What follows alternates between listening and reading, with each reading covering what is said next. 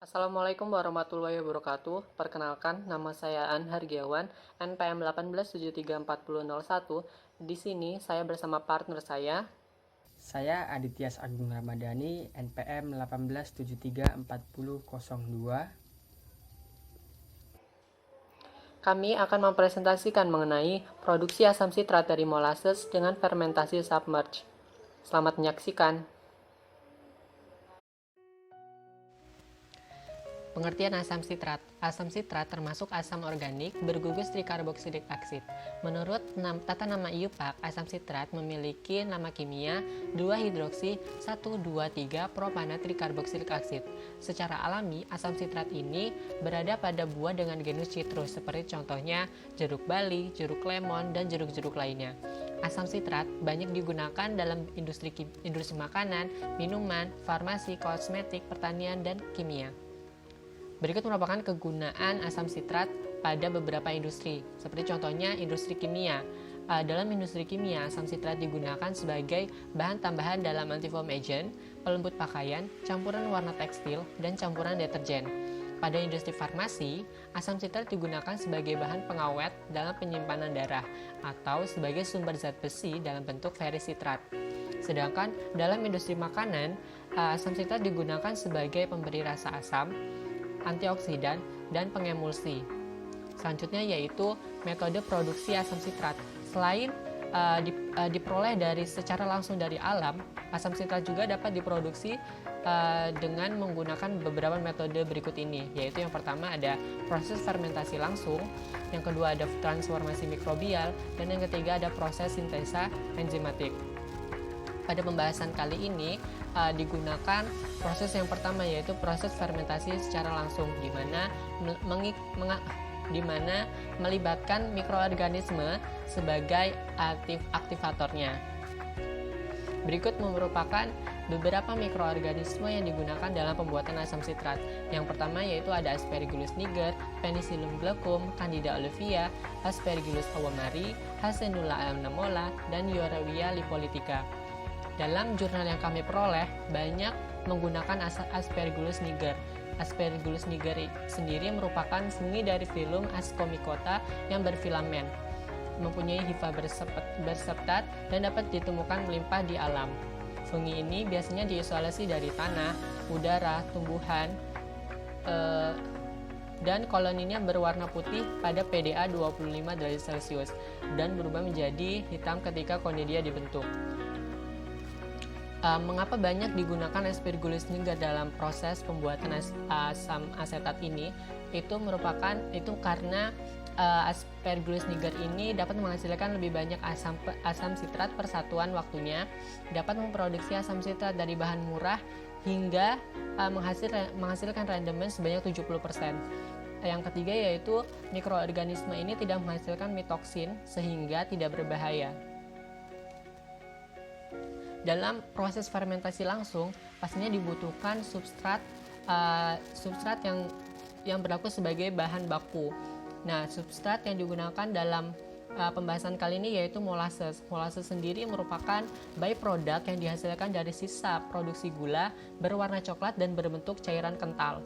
Bahan ini tidak dapat dihilangkan warnanya meskipun sudah mengalami pengenceran atau penambahan zat adiktif. Penggunaan molasses dalam sebagai substrat ini bukan karena alasan. Mengapa? Karena dalam molasses sendiri masih banyak kandungan gula yang merupakan bahan dasar dalam pembuatan asam sitrat ini. Seperti contohnya ada sukrosa, fruktosa, glukosa yang masih banyak terkandung dalam molasses ini. Oke, baiklah, di sini saya akan menjelaskan mengenai proses submorg dalam pembuatan asam sitrat. Yang pertama yaitu proses submorg menggunakan fermenter dengan reaktor CSTR atau stir. Proses submerge yang kedua adalah proses submerge dengan menggunakan reaktor air lift. Mari kita simak penjelasan berikut ini.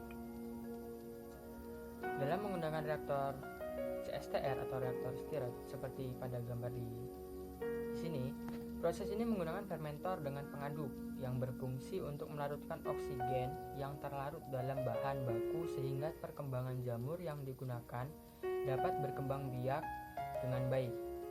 Proses ini baik digunakan untuk bahan yang memiliki viskositas tinggi. Reaktor CSTR ini paling umum digunakan dalam pembuatan asam sitrat. Reaktor CSTR ini atau reaktor stirrat ini, dia ciri khasnya adalah menggunakan pengaduk. Kemudian reaktor air lift. Proses ini menggunakan hembusan udara dari bawah fermentor, di mana proses ini kurang menguntungkan bagi jamur karena jamur yang digunakan sensitif terhadap udara yang berlebih. Proses ini baik digunakan untuk bahan yang memiliki viskositas rendah. Reaktor air lift ini biasanya dia menggunakan gelembung udara untuk proses aerobnya. Kemudian perbandingan jenis reaktor produksi submerge atau produksi terendam. Reaktor CSTR atau reaktor stirrat yieldnya 75-90%. Sedangkan reaktor air lift yieldnya 75-90%, sama dengan reaktor CSTR. Lama operasi selama 5-8 hari. Begitupun dengan reaktor air lift. Bahannya yaitu adalah molasses. Operasionalnya mudah, sedangkan reaktor air lift itu operasionalnya sedang. Modal pada reaktor stirrat yaitu adalah kecil, sedangkan reaktor air lift juga kecil. Perubahannya sedikit, komposisi bahan baku berpengaruh. Perbedaan yang paling mencolok pada reaktor stirrat dan reaktor air lift adalah tingkat operasional. Sehingga dalam memproduksi asam sitrat dibutuhkan reaktor yang mudah untuk dioperasikan seperti reaktor CSTR atau reaktor stirrat. Oleh karena itu, dalam pembuatan asam sitrat yang menggunakan bahan molasses akan lebih baik menggunakan reaktor stirrat karena dalam operasionalnya optimal pada bahan yang memiliki viskositas tinggi saat dijalankan dan sangat mudah dalam pengontrolan dalam reaktor, seperti yang sudah dijelaskan perbandingan jenis reaktor di atas.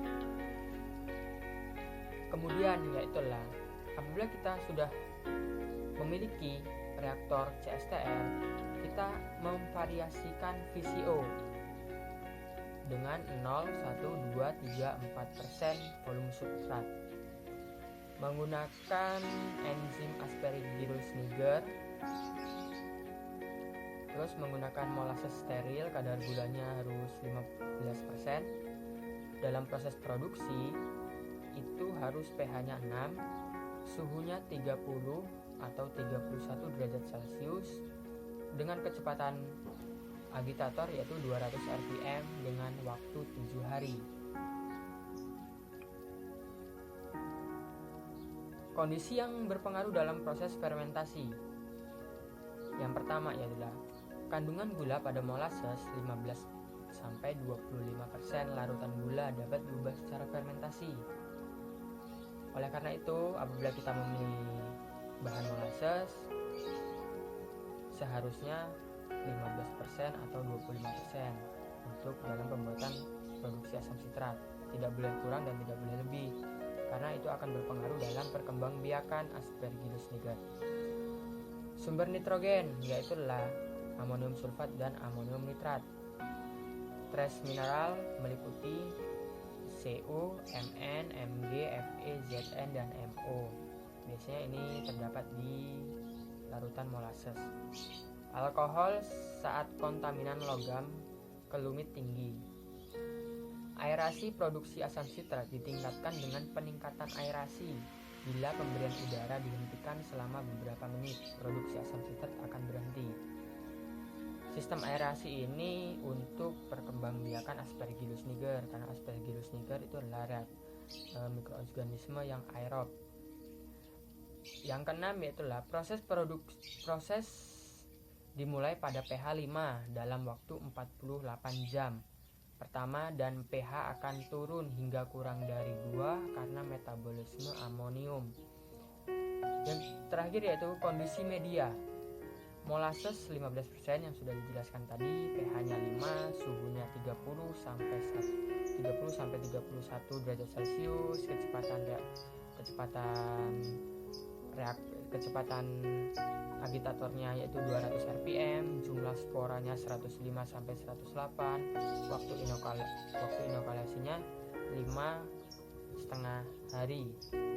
Ini apabila proses tanpa aerasi. Kalau proses memakai aerasi itu hanya membutuhkan waktu 7 hari. Kemudian yaitu imobilisasi sel mikroorganisme. Imobilisasi sel berarti membatasi atau melokalisir sel sehingga dapat digunakan berkali-kali. Dilakukan imobilisasi sel karena diperlukan proses isolasi sel sehingga sel dapat ditahan dalam reaktor. Dalam penggunaan sel bebas, maka sel tersebut tidak bisa digunakan lagi bila proses telah selesai. Sedangkan dengan imobilisasi sel, proses selanjutnya tidak perlu menggunakan sel yang baru, tetapi dilakukan dengan menghilangkan impuritas yang tidak diinginkan saja, juga menahan aktivitas sel yang lebih lama. Nah, imobilisasi sel ini digunakan dalam proses produksi substrat agar lebih ekonomis dalam pembuatan selnya, dalam penggunaan selnya dan penggunaan sendiri. Jadi kesimpulan dari beberapa materi di atas dapat disimpulkan bahwa reaksi apa sih yang terjadi sehingga bisa menjadi asam sitrat. Yang pertama yaitu reaksi asetil koenzim A bereaksi dengan oksalat asetat, melepaskan gugus koenzim A dan membentuk molekul sitrat. Yang kedua yaitu sitrat diubah menjadi isomernya yaitu isositrat. Ini sebenarnya adalah proses 2 langkah pertama membuatkan asam molekul. Isositrat kemudian dioksidasi dan melepaskan molekul karbon dioksida. Kemudian alfa ketoglutarat dari hasil isositrat dioksidasi yang teroksidasi lagi dan bereaksi kembali dengan koenzim A yang di awal tadi. Kemudian koenzim A pada suksinil koenzim A didistribusikan oleh gugus fosfat. Suksinat teroksidasi membentuk molekul fumarat. Fumarat terhidrasi berubah menjadi malat. Dan kemudian pada akhirnya yaitu terjadilah molekul lain dari NADH+ direduksi menjadi NADH. Enzim yang berperan adalah malat dehidrogenase. Kemudian reaktor apa yang paling baik digunakan dalam produksi asam sitrat? Yaitu jawabannya adalah reaktor CSTR atau reaktor stir yang menggunakan agitator. Berapa pH yang dibutuhkan Aspergillus niger dalam perkembangbiakan media molasses? Yaitu pH-nya yaitu sekitar 5 dalam waktu 48 jam pertama. Dan pH akan turun kurang dari 2 karena metabolisme amonium. Mengapa memilih jenis kapang Aspergillus niger sebagai mikroba dan menghasilkan asam sitrat? Sebenarnya dalam proses produksi asam sitrat ini memiliki banyak kapang, bukan berarti Aspergillus niger saja. Kami memilih Aspergillus niger yang pertama adalah dapat menghasilkan lebih banyak asam sitrat per satuan waktu, dapat memproduksi asam sitrat dari bahan yang murah, bahkan hingga menghasilkan rendemen 70%. Mikroorganisme ini tidak menghasilkan mikotoksin sehingga tidak berbahaya atau tidak menghasilkan racun.